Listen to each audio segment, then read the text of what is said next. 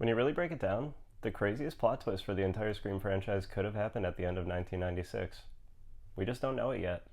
Today I wanted to talk about how Roman Bridger, mastermind of Scream 3, could have helped Stu survive at the end of the first Scream movie. And if this theory is true, that leads to the potential of Scream 7 having the biggest twist in the entire Scream franchise, which I think at this point nobody really thinks is possible. And I know the general sentiment will be, why now? We're 7 movies in, but Scream 7 has the potential to do whatever it wants. It's got a new director, which could mean a new tone, and new reasons to involve Sidney in this story that we're just unaware of. I mean, just returning to Sidney's story alone has heavy implications as to what type of story we're telling in terms of legacy and the meta nature of this entire franchise. So if there was ever a movie that we the fans were expecting and are borderline accepting of some sort of crazy mastermind twist like this, it's this one. And in my opinion, this video will prove why Roman is the absolute perfect candidate to be the mastermind involved in that twist. In Scream 3, we learned that Roman was manipulating Billy for months prior to the events of Scream 1. He had already been in Woodsboro, he was stalking Maureen, he was filming, he was pulling the strings. I mean, my dude had an entire operation. He didn't just inspire the killings, he directed them. And so that's the million-dollar question, right? I mean, if Roman's already in Woodsboro staking everything out, watching his plan unfold, who's to say that he couldn't or wouldn't intervene with the finale of the movie? And I mean, let's talk Stu for a second. It's no secret that his death has divided the fan base pretty drastically. I mean, there are some people that are willing to accept that that's just it, but then there are a lot of people that feel that for this type of franchise with rules in place, his death is entirely too vague. I mean, even in Scream 5 and 6, we see crime scene photos, we see a ton of other evidence from the other movies, but there's no evidence of his body, no coroner's report, and there's even a bit of dialogue that's meant to, I guess, kind of close the door, but it's immediately undercut by the same writers saying, hey, there's a chance that this character is still alive. And the way he dies too, really?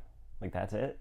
Dog, so many people in this franchise have survived so much worse than this. Chad alone proves exactly how easily Stu could have walked away from his injuries in 96.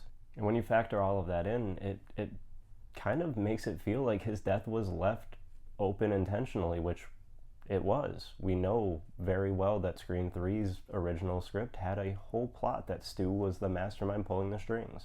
So here's my theory. I mean, if I'm Roman, yeah, I have Billy, and I'm gonna manipulate that entire situation as long as I can, but if I find out that that kid's got a partner, I'm in that kid's ear too. And what's the first thing, or not the first thing, what's one of the most important things we learn about Stu in Scream 1996? What's your motive?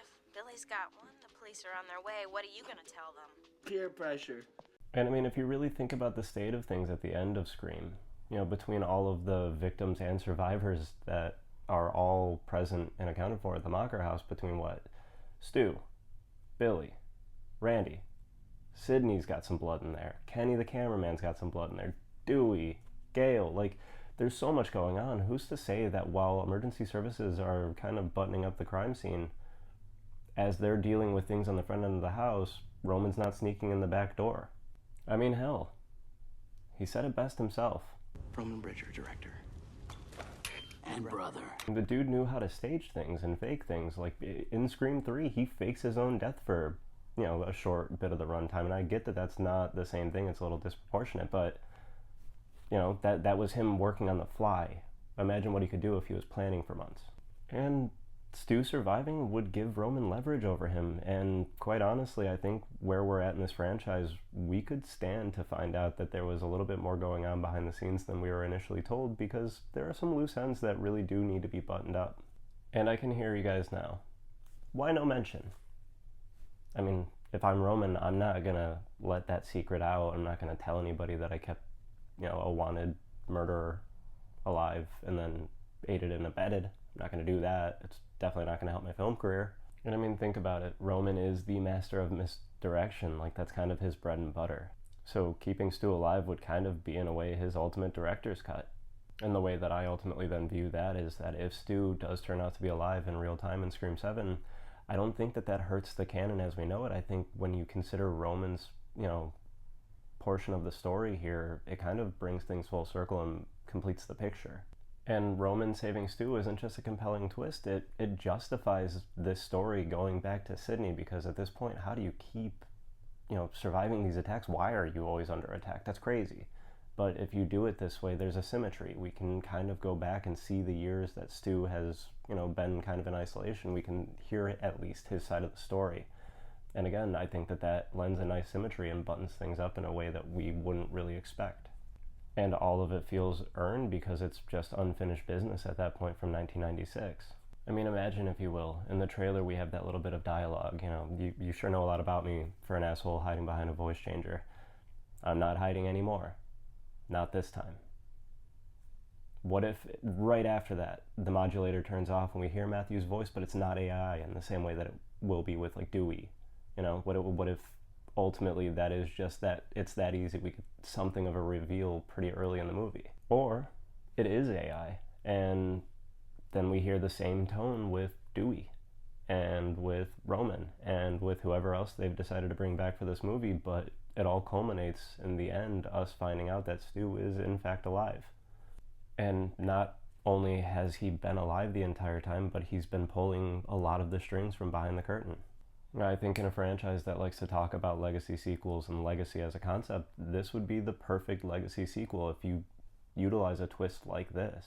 And just kind of like a little tack on here, I don't think that it's entirely out of the question that, for the people that are out there saying, he wouldn't have survived that, maybe he's not physically doing any of this. Maybe he just is, mangled and beaten to shit, but he's still able to kind of, devise really solid plans and help these other Ghostfaces do what they're doing.